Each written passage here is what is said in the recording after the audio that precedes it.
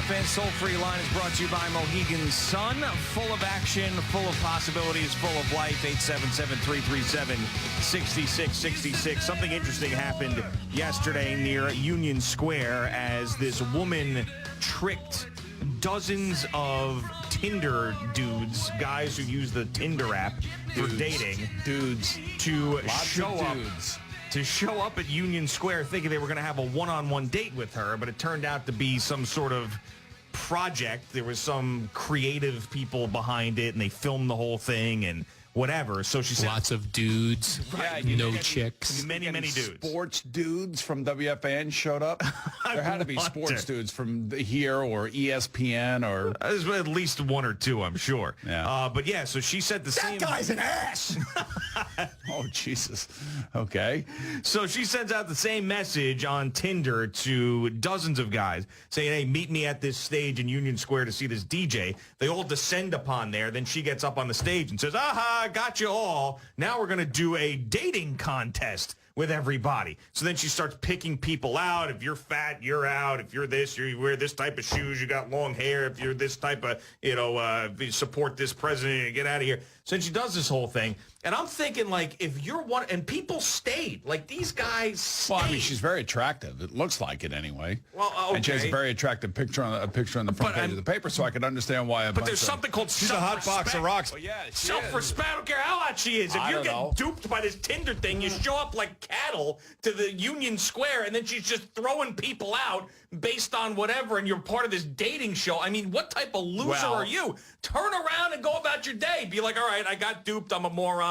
Next time I'll do a little bit better. But I mean, to stand there and participate in this thing is like ridiculous. Well, okay, I understand that, but there's going to be more to the story because when they release the video, I think sometime later this week, Natasha, as her name is, Natasha Ponte, I guess her name is, will have more to the whole reason as to why they did this with this creative agency and all this other stuff. So I can't wait to hear what she has to say as to why she participated in something like this. She probably got burned in Tinder some way or some other way. There's got to be some emotional attachment to all of this. And whatever it is, whatever the reason is, that's fine. I'm just saying it doesn't change my point. That if you're a guy who shows up there, realizes you were a part of this project, and then continues to participate. I'm a loser. In some sort of live dating contest in Union Square, then you got big problems. Now, do you recognize any of the dudes? I was looking. There's a really tall dude on the right in a pink shirt. Yeah, I see him. He's very easy to pick out. Right. And there's another dude with a hat on. I mean, there's a bunch of dudes. I mean, it looks like there's like 1,000 dudes. There's a lot of dudes. And they all look angry. See all of them with their arms crossed? They all look angry. Like this is, they really thought they were going to get some. Well, Natasha's going to explain all of this stuff come Thursday or something. Waxing poetic. There you go. Let's go to Chris in Queens, who is on the fan. What's up, Chris? Good morning. Morning, guys. So I was one of the guys who took the Tinder bait. Oh, no. Oh, come on there, Chris. What now? What did you actually think? I mean, you actually, No, so hang on. So it was over the weekend, and I was up there with a couple friends.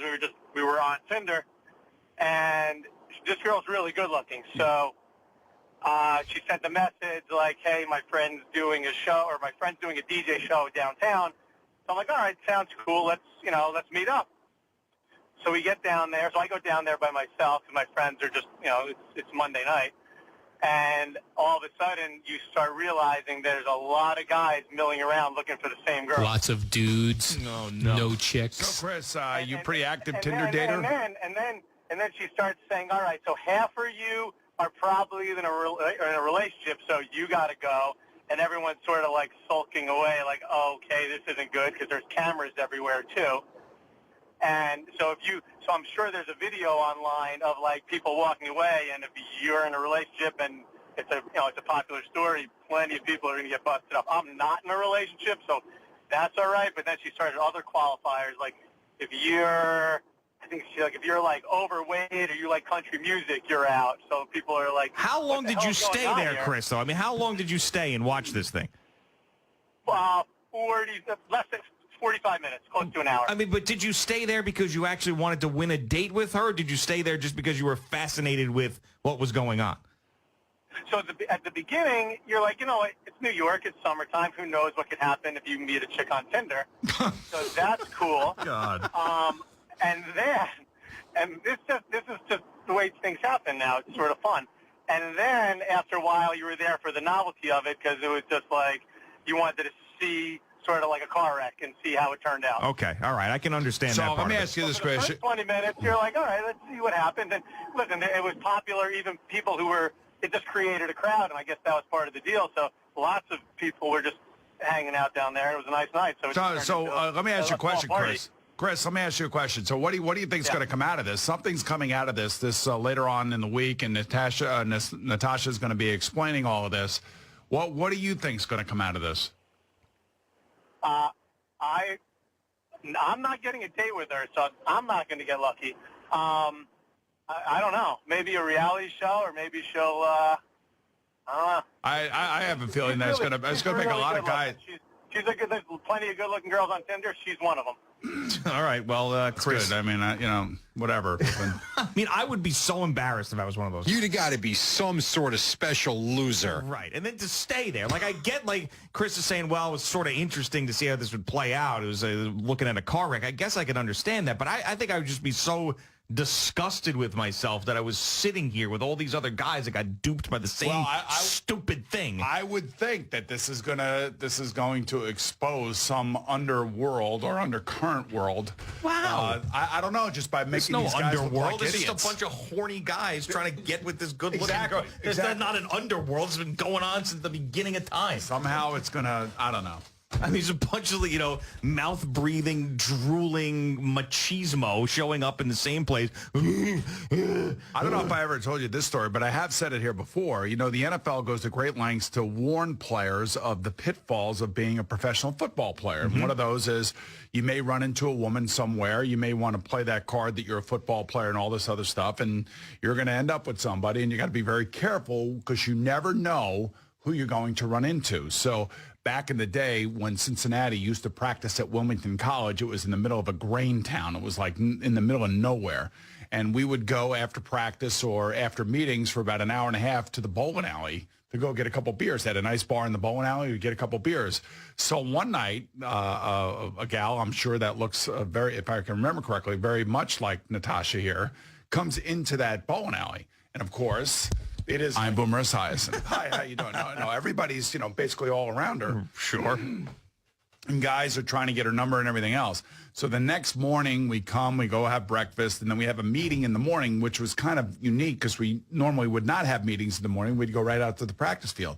Well, it just so happened to be the NFL coming in to meet with us to talk about all the different things, the rule Decoy changes. girl?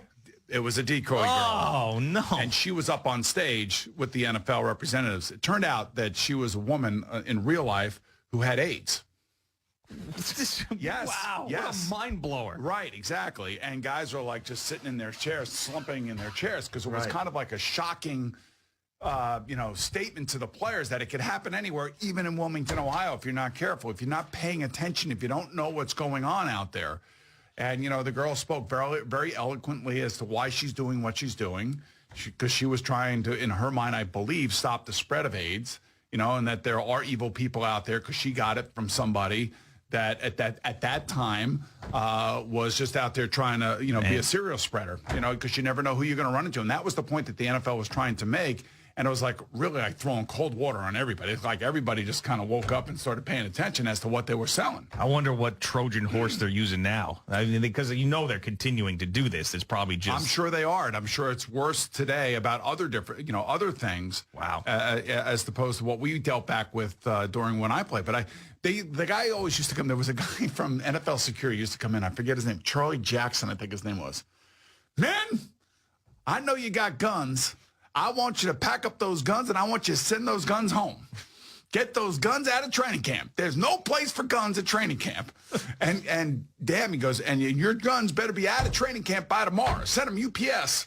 And make sure you unload them. That was an issue back then? Oh, yeah, it was. Yeah. It was a huge issue. It was huge, and it's probably even worse, 10 times worse today. Well, that's what I'm thinking now. Yeah. Because a lot of these guys feel like they need to protect themselves because they're carrying around. I mean, they're high Then profile. it was guns, it was women, it was Good Time Charlie's, guys looking for information out of the locker room, who's injured. You know, you're going to be getting a lot of questions at your local bars, all that. The NFL went to great lengths to try to warn you about all these things. Now, I don't know how many guys are actually paying attention to it. Yeah. My mother-in-law uses that Good Time Charlie. That's the only other time I've heard that. Really? She's staying with me. Oh, he's a real Good Time Charlie. I've never understood what that was. Oh, she's talking about your flunkies. No. I don't know who she's talking about, actually. I didn't even know what it Well, meant. the Good Time Charlies, in their eyes, were the guys, the gamblers. Oh, You know, okay. all looking for information about your team and all that other stuff, and you can find them at the local watering holes, they used to call them, you know, as opposed to the nightclubs and stuff like that. I love the lingo. But the you know, Good they Time tried to Charlies warn in the you. watering holes. They would always say, look, man, you just never know when you're going to get yourself in trouble, and you never know where it's coming from. Just try to be aware.